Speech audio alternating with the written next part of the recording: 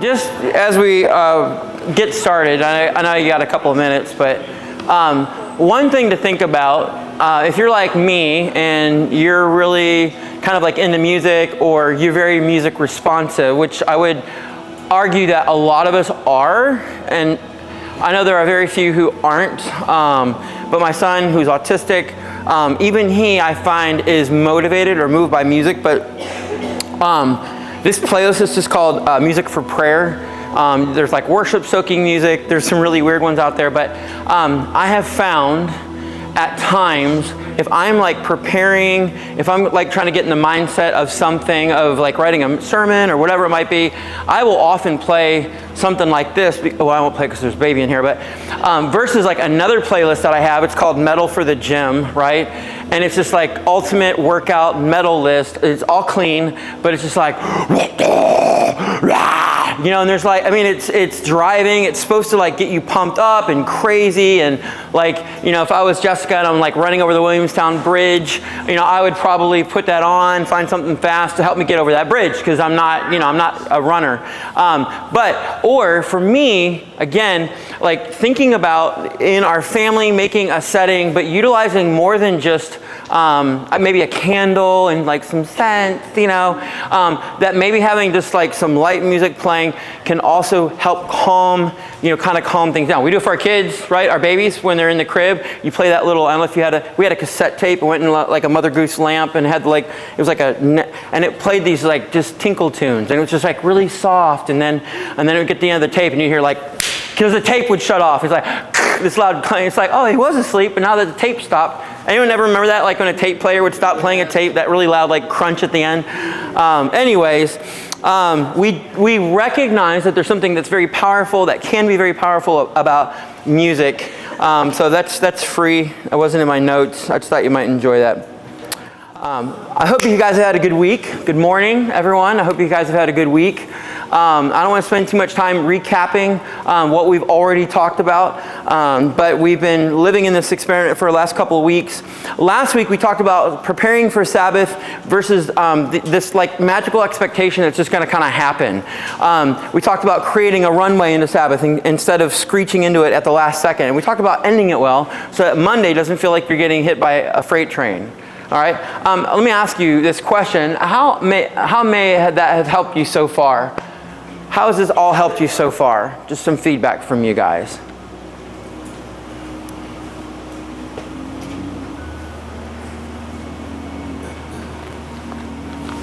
Just making it more intentional. Okay. Good. I liked hearing everybody's different ideas and how they were putting it in practice. Oh yeah. Yeah. I'm a big idea stealer. Yeah. I think Ben Franklin said the art of creativity is creativity is the art of concealing your sources. I don't know if that's true or not, but maybe, right? I think it was on the internet that he said it.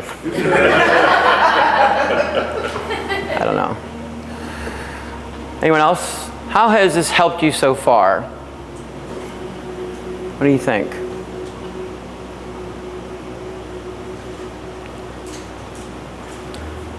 Hey Mark, can I ask a favor? In that cupboard to the right of the sink, there's just some water bottles. Thank you, sir. I appreciate it immensely.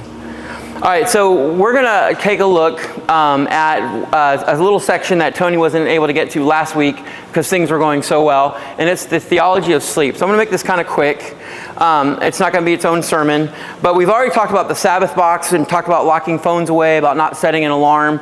And what I want to give you is kind of like the underneath of all that. Like, why is that important? And why is the theology of sleep worth understanding? So the first thing I would say is that sleep is an act of trust. I think I have some of these notes. Let me see. No, that's okay. We'll get to that in a minute. So sleep is an act of trust. Every night when you close your eyes, you're doing something that's genuinely vulnerable. What you're doing is you're ceasing to strive, right? Thank you, sir. I appreciate it very, very much. You're admitting that, and this is important, right? Because we don't think this out loud. It's this gentle truth that like rests right behind why we do what we do. But you're admitting that the world doesn't run on my energy. right? Like, well, if I go to sleep, I can, and it's hard. But so take a look here at Psalm 127, verse 2. It is vain for you to rise up early, to sit up late, to eat the bread of sorrows, for so he gives his beloved sleep. And I love that, because some of the times when I'm the most anxious, it's late at night when I'm kind of like resting in this moment. It's like late at night where I'm trying to figure out like all the problems of the world, and I'm like, oh, I think I got this nailed. But this verse reminds me, like, yeah, you can actually not do that to yourself. In a minute, we're going to talk a little bit about like phones at night and phones right before bed. And often, I know in my household, when my kids finally got their cell phones and that kind of a thing, but we started having them charge them away from where they were sleeping. And part of the reason was that stuff would come up right as they were going to bed that was on their phone, and now they're up worrying about it, or worrying about a text message. I had a student one time, and they were like trying to coach another student, 1 year younger than them, through suicide. And I'm like, what are you thinking? Like, that's awesome and admirable that you want to do that, but what tools are you using to help coach this kid out of these suicidal thoughts? And it turned out the way it did, and by God's grace, the student really wasn't thinking about suicide. It was for attention, all these kind of things. And I know there's a risk, but helping our students to understand, helping us to understand, like that thing that feels so urgent right before bedtime often really isn't. It feels urgent, but often it isn't. And this verse reminds us, hey, we need sleep. And it's not just a nice verse about naps. It's God saying, like, the ability to actually let go and sleep, it's a gift that he's giving us, and you can do it. And if your brain won't stop managing everything at midnight, like sometimes what happens in my home, that might not just be insomnia. That might be a trust problem wearing pajamas. So give it to him. Has anyone seen the movie Project Hail Mary? Okay, it was good. There's not a lot of language. There's no sexual content that I remember. No, right? Nothing weird. Okay. It was a neat movie. Ryan Gosling, who's now 43. I'm like, oh man, if he's 43 and old, I'm 52. Okay, but there's a small moment in this movie that's kind of stuck with me, and this won't ruin the movie for you, probably. But this alien character named Rocky comes from a species that's completely paralyzed when they sleep. Totally unconscious. Like they can't wake themselves up no matter what happens. And so in Rocky's culture, the entire culture is built around one rule. You never sleep alone. Someone always watches over you, because sleep only works if you trust someone else to guard you while you're helpless. And at one point, the human in the story tells Rocky that he doesn't have to sit there and watch him sleep. And Rocky's like, he says essentially like, yeah, that's just what you do for someone that you trust.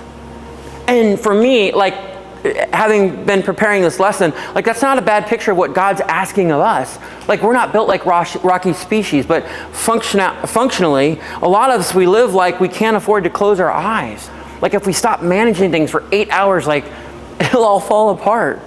And the cool thing that God has been teaching me right before I came, and as I came here, and through sermon series that I listened to before we even came here that Tony had done, is the fact that God is sovereign, and rest is so important for us to embrace. You can let go. So the question is, do you trust in the sovereignty of God and his design for sleep? The second is this, and this one kind of reorders the way that we think about our whole day. So Genesis 1, every single day of creation gets described in one way. There's some wording that they use. Josh, do you remember? I'm asking you to like dig deep for a second. But how does it describe time in the days of creation? Do you remember? There's evening and morning, the first day. Yes, evening, then morning, the first day. So evening comes first. And in the Hebrew mind, your day doesn't start when you wake up and you start producing. I mean, that's for us, right? But for them, and what I would submit, maybe the Lord's asking us to think about is, maybe it starts the night before with a meal and with sleep, which means biblically you don't rest from your work, but you work from your rest. Because rest isn't the reward for you at the end of a hard day. Rest is the foundation that you start from. So sleeping isn't like this boring 8 hours where nothing happens on your Sabbath, but rest is actually the bridge. It's literally what connects your evening feast to your slow morning. So 3 things and then we'll kind of move on. So one is that your devices stay in the Sabbath box, okay? Not just during dinner, but there are multiple studies that show that the blue light that you look at right before you go to bed can affect your brain. I'll often look at my phone, on every day, I'll look at my phone very briefly to make sure I haven't missed anything from Tony, like a great chili recipe or something exciting. But other than that, I put it away. All my notifications on my phone are off. All of them, except for text messaging and calling. All of them are off. If you don't know how to do it, you can get with Hattie. Jacob, she'll tell you how to brick your phone. I'm just kidding. Mark actually is going to talk a little bit about that next week. The second thing is pick an actual bedtime and write it down. Write down your intentional bedtime. Your intentional, so we're thinking about it, not whenever we get tired, but an actual time, because in a normal week, we stay up catching up on things and doing all the last minute things. And Sabbath is supposed to be different on purpose. And then the third thing is this: skip the alarm if you can. Let your body finish its sleep cycle naturally. If you genuinely can't, like say you have church that morning, then just go to bed maybe a little bit early. Move your bedtime earlier so you still land on 8 or 9 hours of sleep. So that's the theology of sleep. Sleep is trust, not laziness. Your day starts with it. It doesn't end with it. So this week we're taking a look at part 4 of this, which is rest as resistance. Okay? So a little bit different direction. Instead of talking about how to begin Sabbath or how to end Sabbath, we're going to talk about what has a way of creeping into your Sabbath. So before you go any further, I want to ask you guys for a minute. Think back of this last week. If you intentionally tried to practice Sabbath, what was the biggest thing that tried to invade your Sabbath? What's the biggest thing that tried to invade your Sabbath?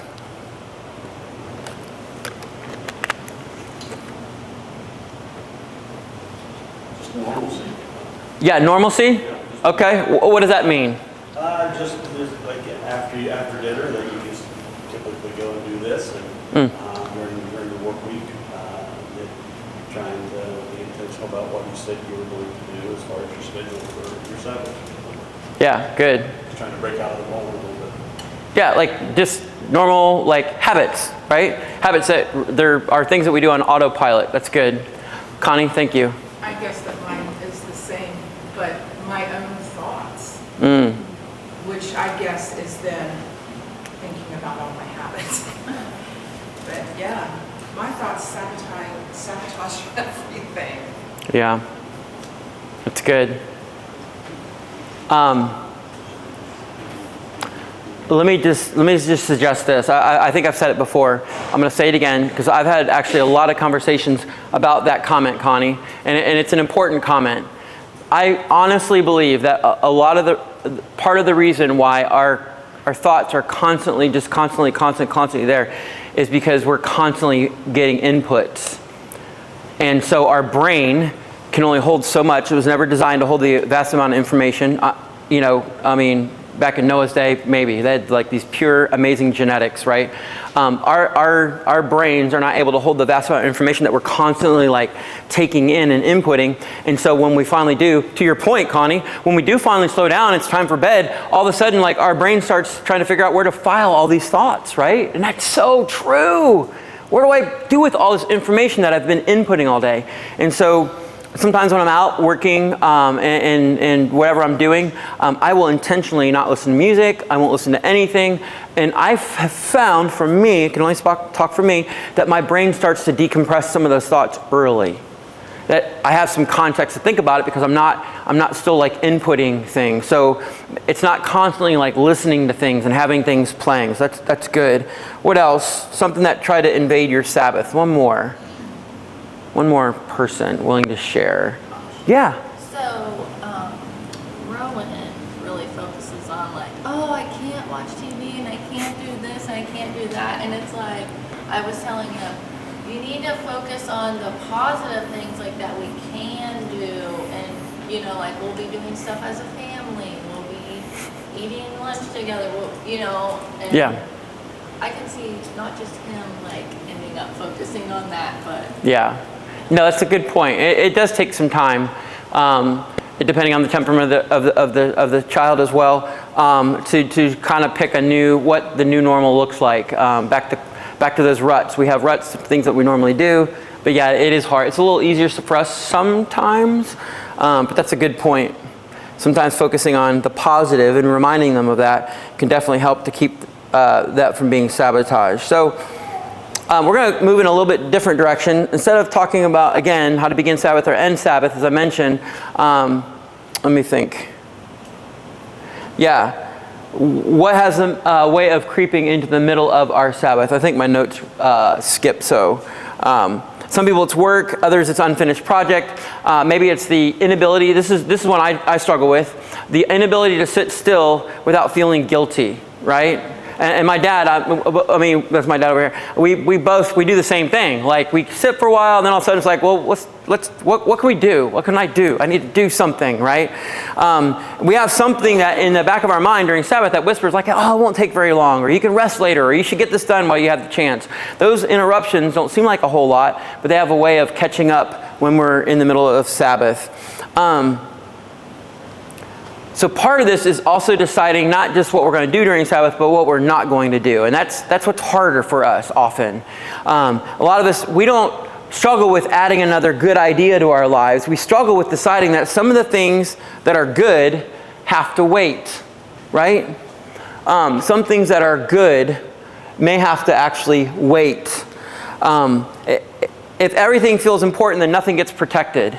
And Sabbath eventually loses competition because there's this one more email that we have to send, or there's one more errand that we have to do, or one more load of laundry, or one more project that feels urgent. So again, we're going to start talking about some of those choices. All right, so here's a quick clip from this video. It's about 8 minutes or so. This pastor and his family, they walk through the same kind of experiment that we're walking through, and he talks specifically about what they decided not to do anymore, if I'm showing the right part of the clip. So let's check it out. It's pretty interesting, actually. Has commanded you to observe the Sabbath day. Now, there are two differences between the Sabbath command in Exodus 20 and in Deuteronomy 5. The first is minor. In Exodus, it's remember the Sabbath, but here in Deuteronomy, it's observe the Sabbath. Remember and observe. The Hebrew word is shamar, and it means to keep watch over or to guard like a sentry. Think of how we observe a holiday or a holy day, such as Christmas or Easter. We guard it, we kind of watch over it to make it special and unique. That's the idea. Sabbath is like a weekly holiday. We are to keep watch over it, lest it become just another ordinary day on the weekend. This is why in the Kiddush, which is the ancient Jewish liturgy that you begin the Sabbath with, you light not one but 2 candles to symbolize the 2 commands, remember and observe. That's change number 1. The rest of the command is verbatim until the end, where there is a major change. In Exodus, it's, for in 6 days, Yahweh made the heavens and the earth, the sea, and all that is in them, but he rested on the 7th day. Therefore, he blessed the Sabbath day and made it holy. But in Deuteronomy, it's, remember that you were slaves in Egypt, but the Lord your God brought you out of there with a mighty hand and an outstretched arm. Same command, but a whole different rationale behind the command. In Exodus, the rationale is grounded in the story of creation, for in 6 days God created the heavens and the earth. Here in Deuteronomy, it's grounded in the story of liberation. You were, past tense, slaves in Egypt, but you're not slaves anymore.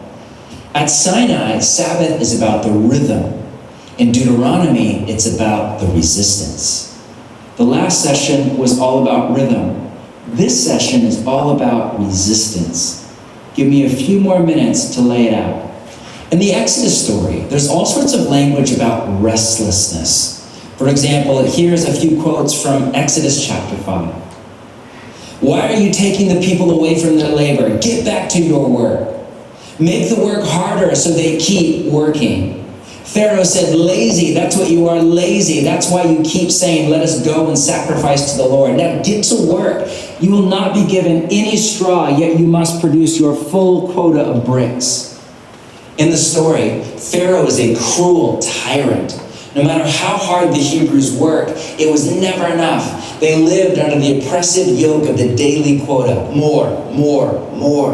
And it wasn't just Pharaoh, it was the socioeconomic system of Egypt as a whole.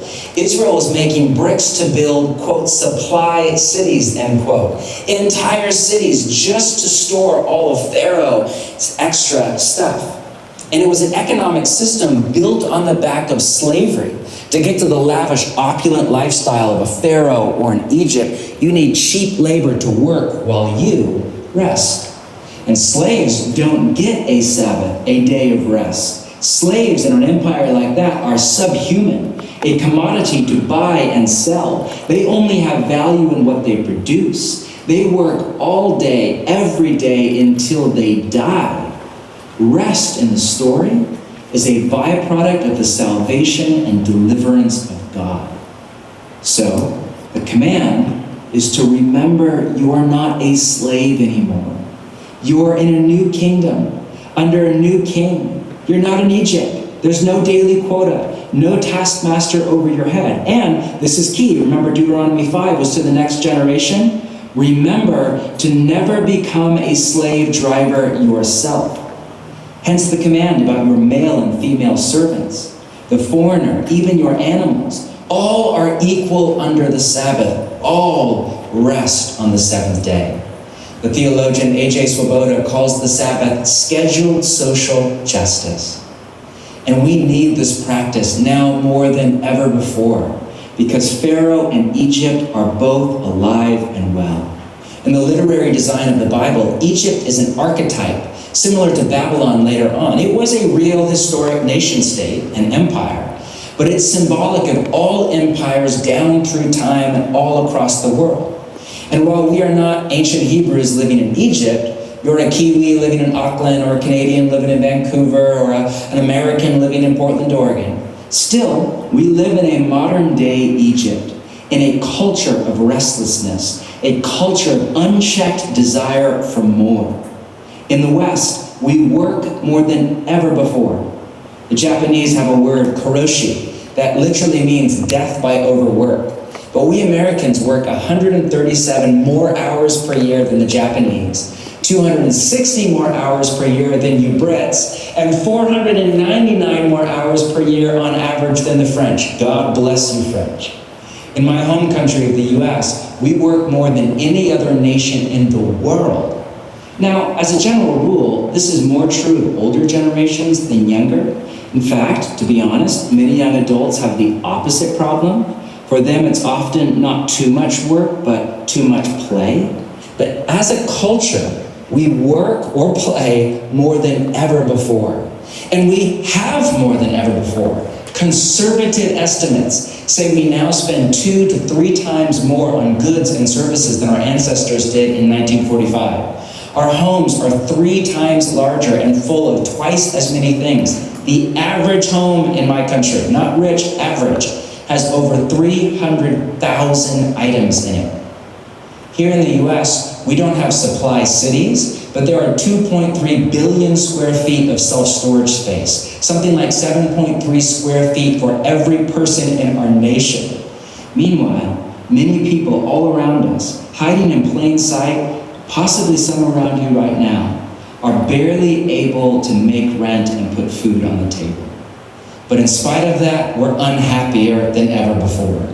Sociologists tell us that the happiness levels in the West hit a peak in the 1950s and have been in a steady decline ever since. Interesting, that's right around when the blue laws in my country and other countries were phased out and the Lord's Day, or the Sabbath, was secularized into the weekend. To sum up, we work more than ever before, we have more than ever before, and we're still not happy. It's Egypt all over again. And it's so easy to just get sucked into the culture, to feel like you just have to work those extra hours to get ahead, like you have to reach a certain standard of living, you have to own this or that, you have to participate in this or that. It's so easy just to say, well, that's just how it is. But it doesn't have to be this way. Listen carefully. Rest is an act of resistance. It is an act of defiance against Pharaoh and his empire. Okay, so what's maybe something that you noticed in that, or something that kind of stuck out to you? Anything?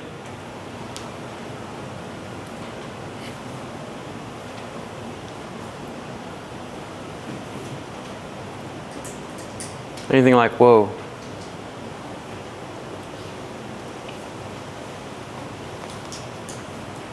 I think we're all under conviction about it. Okay, that's good. Hopefully, but yeah. Thanks, Ron. I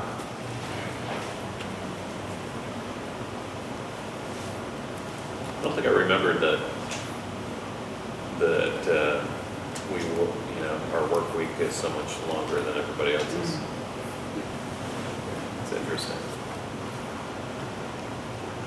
I'd never thought about the Egyptian, or when they were living in Egypt and they were working 24/7, how just like some of us, like it's hard to stop working when you're used to working all the time, or if like, you're just busy all the time. It's hard to unplug, I guess. Mm-hmm.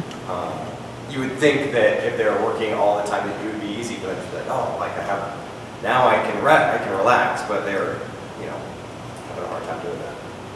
Good. Yep. It's good. Thanks.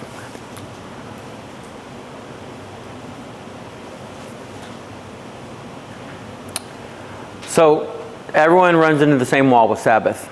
It's not a scheduling problem. It's actually a permission problem, that we lack the nerve to tell some good and reasonable things like, not right now.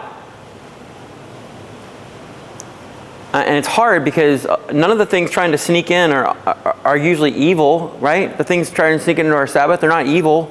Nobody's Sabbath typically gets ruined by sin. It gets ruined by laundry. It gets ruined by, I'll just answer this one email. It gets ruined by a soccer schedule that seemed perfectly reasonable back in March, but now that it's July, it's like, wait a minute, what's going on?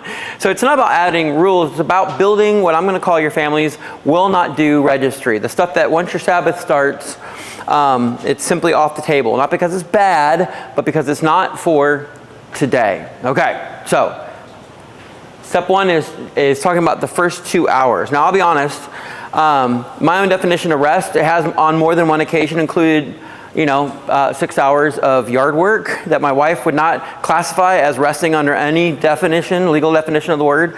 So if you came expecting you guys got it all figured out, lower your expectations now. We're kind of diagnosing this together. So at what part of Sabbath have you found to be the most difficult so far? Which part of the Sabbath have you found to be the most difficult so far? One of the things I struggle with is, is I look at it, it's easy for me to look at it as kind of catching your breath before the upcoming week.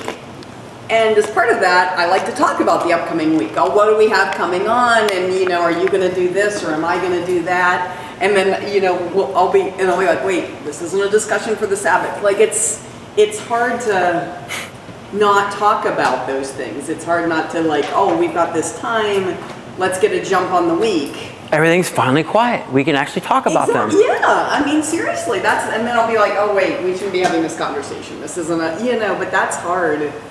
Yeah. Found the same thing with my Friday date day. An original rule was don't talk about work.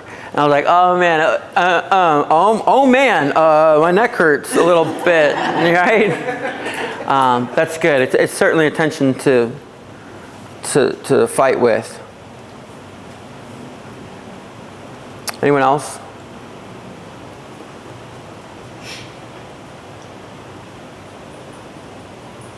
What do you think, Tommy? What tends to sabotage your Sabbath? If you're fishing, or whether it's with Cecily, or have you gotten good at it? I'm not that good at it.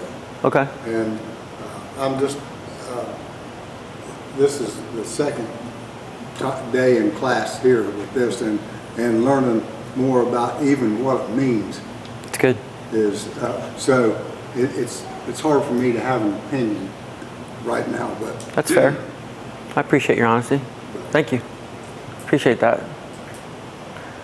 So sometimes the first couple of hours are sometimes the most chaotic, not the most restful. So on that sheet in front of you, you have three columns. Buying, building, chores, laptop work. Before you write anything down, what's the most ridiculous thing you've ever caught yourself doing that you would never call work, but let's be honest, is actually work? What do you think? I'm not going to work. Oops, there I am. Something ridiculous. What do you think? Mine's gardening. Gardening, okay. Which is... And I realize I'm like, this is my happy place. I like doing this. And then I realize I'm like dying and I'm sweating and like, what am I doing to myself? Same. Yeah, that's a good one. I think for me, as I slow down, I get more ideas, and I want to research those ideas. And I'm like, oh, this is actually kind of fun, and I'll get into it. And then like an hour later, I'm kind of drained because I'm like, zoned into my phone or laptop or whatever it is. So. And someone beside you's noticed, like, hey, wonder where Daddy is. Yeah, exactly. Okay, that's good. An idea, because I try not to be so rigid, and Tony's not here.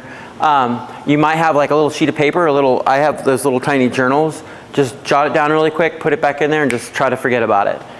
Because you're right, but I would say get to a place where you're not doing that. But as you're kind of adjusting, you have to, it's like eating well. You just have like a little cheat day, right? I'm not saying to cheat all the time, but if you have that and you're in a line of work where those moments are really, really that important, jot it down and forget about it. But I would submit that for most of us, there are things that we don't have to write down, right? We can just kind of let it go. That's good. All right, so go ahead. If you have a second, or take a second, I'm asking you to take a second as a family, and look at those columns and fill them in. First 2 hours. First 2 hours. What tends to eat the first 2 hours of your Sabbath? What tends to eat the first 2 hours of your Sabbath? You can go in a little bit more in depth later. I would just encourage you, maybe have some time after dinner. But what this means for these three columns, no work email, no laundry triage, no just I'll quickly fix that thing under the sink, that kind of a thing. I'm going to ask some of the students in the room, what's something that tends to sabotage the first couple of hours? What do you think? Logan or Anna? Okay, good. Thank you. I appreciate that. Good. What's something for kids that tends to sabotage the first 2 hours of Sabbath? Owen, you got one, buddy? No? Do you have something that your parents said that you could cheat and read off their paper? No? Okay. Not kids, but living with parents while careers are being launched. Foremans. What's something you think tends to sabotage? I know I made the acknowledgement that I know you're not kids, but what do you think?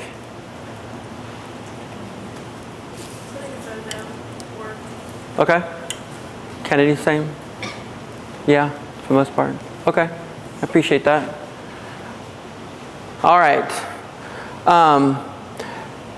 So when you're working on this, write down the actual ban list. Don't be generic, no work. There's usually something specific, like no work email or whatever it might be. But try to be specific enough in this that future you trying to rationalize this 3 weeks from now can't make an exception, right? You can't wiggle out of it.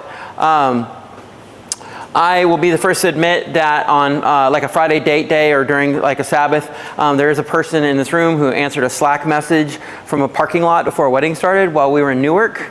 It might be me. I'm not saying it was me, but I'm saying the Holy Spirit already knows, and I'd just rather tell you myself. All right. So there's a runway plan that you need to have. What's banned when the clock strikes? So these are kind of some concrete things, some hard rules that you have to decide. All right. So this is the practical one. When are you going to actually do the things that you talked about? All right, would be kind of the next thing. So What's banned when the clock strikes? That's something you need to put on there. Exactly, like what's that thing that's kind of completely off the table? I think we can all agree, like phones and that kind of a thing. And then what's going to get us there? All right, so I'm looking at the time and I'm trying to transition a little bit more quickly at this point. When exactly are you going to do the things that you just banned before Sabbath starts? Groceries on Thursday or laundry on Friday night, whatever it is. Name the day and the time and kind of the window that you're going to get those things done, because later will become during Sabbath because we're not intentionally making time. So decide, like, hey, we're going to do the Sabbath, but when are we going to do these things that need to get done? Because meals do have to be prepared at some point, that kind of a thing.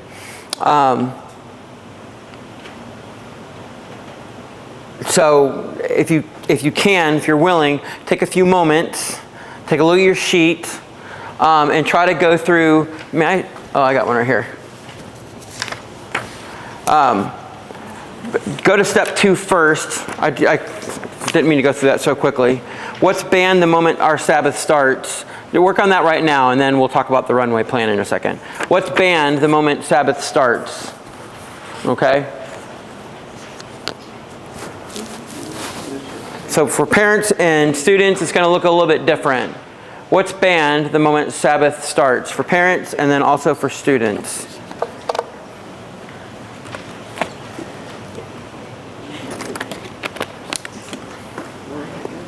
If you're not quite sure you're going to do this, just talk in hypothetics. Like, oh, this would probably be a good idea. We should ban the dog. He's a menace. I can't get any rest on Sabbath with my dog. And no banning kids, by the way. How about spouses? Don't talk to me. Be an average day then. Yeah, and you may have heard this already, but that's why when Tony's been talking, and you'll hear from Mark next week, you don't view it like a thing where like God's going to like punish you for not following us to the letter of the law. This is like we're trying to pursue the heart of what this means, not like do another like thing that I have to obey God or else he will be mad at me. But like, okay, what's the benefit in this in such a way where God can really like give me the rest that I need, and mentally I can kind of decompress and connect with my wife in a way that, man, we haven't had that time in a long time because I've not made it intentional. See, this is probably pretty hard for you, isn't it? What's that? This is probably pretty hard for you, isn't it? Your energy level. This became hard for me. That's a good question. He said, is it hard for you? I have ADHD. I tend to shoot a lot from the hip and not plan ahead. It became much more easy when just being honest, and I've said this a couple of times at least already, when I turned off all the notifications on my phone. For a really long time, my phone was on just this black and, in fact, it still is. Like if you look at all my icons, no pretty flashy things to catch my attention, no notifications pop up on apps. Okay, there are a couple, but not ones I care about.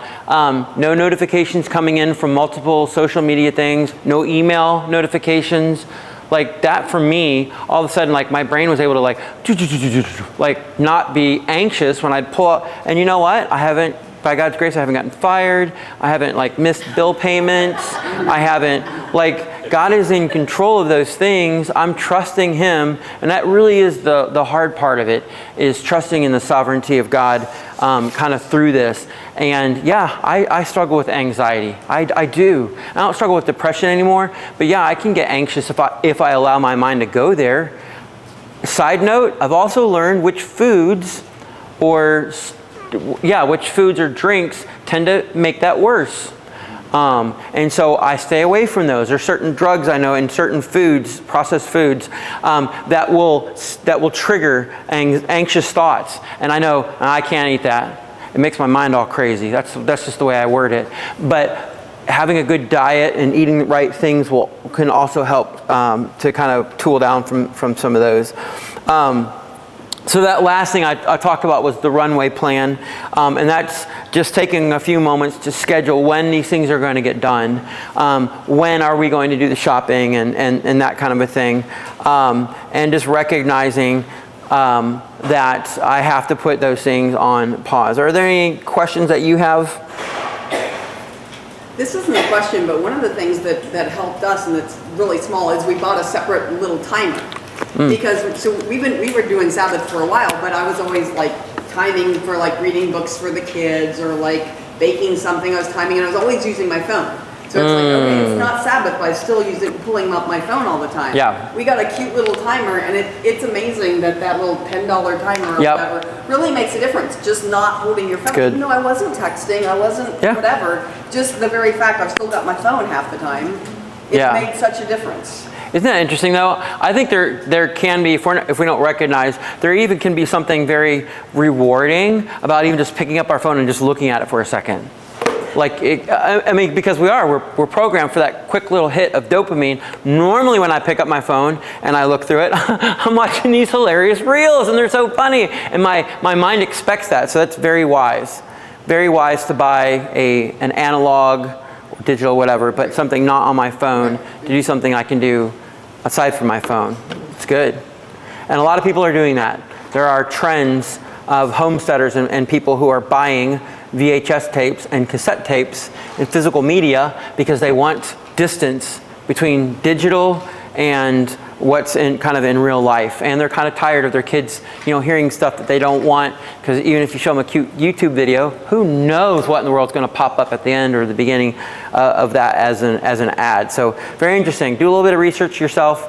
You'll find that go to Rinks. They have a lot of VHS tapes and DVDs if you want. Let me pray. Oh, your homework real quick is to try to do a full digital detox for your Sabbath block. Okay? Lord, we thank you. We praise you that we have the opportunity to consider what this looks like, that we don't have to be anxious about practicing Sabbath, and it doesn't have to be a jump into the deep end and learn how to swim while I'm drowning. But honestly, it's an opportunity to trust you, to look to you for strength and wisdom and how to implement this as best we can as a family. I also pray that we'll recognize that Mark and Tony and both Marks and Tony, and there are ways that we can do this, but asking questions can make a difference in our desire to pull the trigger on practicing Sabbath well. God, we praise you and thank you. It's in your name we pray. Amen.